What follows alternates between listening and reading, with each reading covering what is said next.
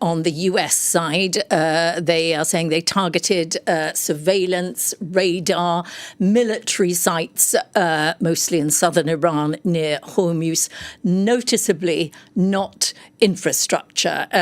There is clearly not a desire in the United States to take this all up one notch and back into a very hot war by targeting infrastructure. That would seriously change the nature of what is going on.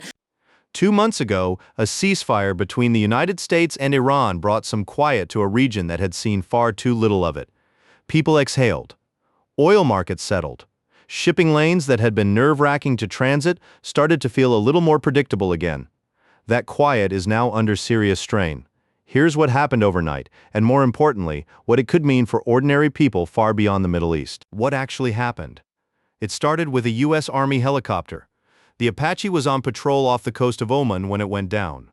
President Trump publicly accused Iran of shooting it down. U.S. Central Command responded by striking nearly 20 sites inside Iran, targeting air defenses and radar systems, mostly near the Strait of Hormuz. The 2 pilots were recovered by a drone at sea and are reported to be stable. Iran's response came quickly. Its Revolutionary Guard launched drone strikes at U.S. military positions in Bahrain, Kuwait, and Jordan.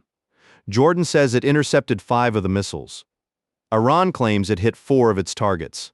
The U.S. says it has no confirmed reports of damage to its personnel or facilities in the region. Both sides, for what it's worth, are still saying they want diplomacy. But as one correspondent put it, the ceasefire is on a knife edge. Why this matters beyond the headlines?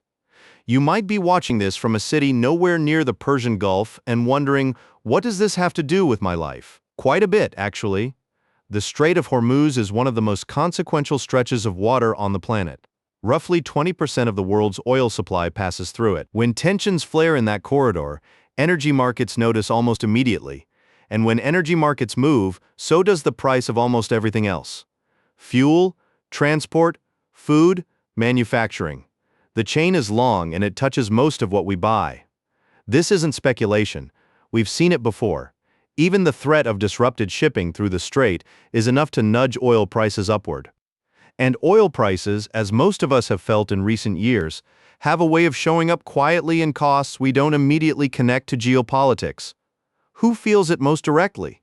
The most immediate pressure lands on U.S. military families. Of course, 2 pilots are safe this time, but every escalation raises the stakes for the tens of thousands of American service members stationed across the Gulf region. For people in Bahrain, Kuwait, and Jordan, countries that found themselves in the crossfire last night, this is no longer an abstract regional conflict. Sirens went off in Bahrain. Missiles were intercepted over Jordan. For families living near those bases, it's a deeply unsettling reminder of how quickly a distant dispute can arrive on your doorstep. For businesses that rely on international shipping, particularly energy companies, airlines, and large importers and exporters, every escalation like this is another reason to recalculate risk. Insurance costs on vessels transiting the region go up. Some reroute entirely, adding days and cost to journeys. The situation in Lebanon, separately, and it's worth not losing this in the noise. Israeli strikes in southern Lebanon have intensified. The city of Tyre was ordered to evacuate yesterday, including Christian neighborhoods, with a strike killing at least 8 people in one district before evacuation orders had even gone out. A city that had already sheltered over 1 million displaced people from earlier fighting is now itself under pressure to empty. This is a reminder that the region is dealing with multiple overlapping crises simultaneously, not one neat conflict that can be assessed in isolation. Ripple effects to watch. Oil prices will likely react when markets open, if they haven't already. The extent of any move depends on how the next 48 to 72 hours unfold. Diplomatic channels are clearly still open. Both sides have made that clear publicly. But the architecture of the ceasefire that was agreed 2 months ago is now being stress-tested in a serious way. A deal that both sides were reportedly close to finalizing, according to statements made just the day before this escalation, now looks considerably harder to reach. There's also the question of what this means for other regional actors. U.S. Arab allies, Bahrain, Kuwait, Jordan, have now been drawn into the exchange whether they wanted to be or not. That creates its own set of pressures and calculations. What comes next? Honestly, uncertain, as these situations almost always are at this stage. Both governments have an interest in not letting this spiral further.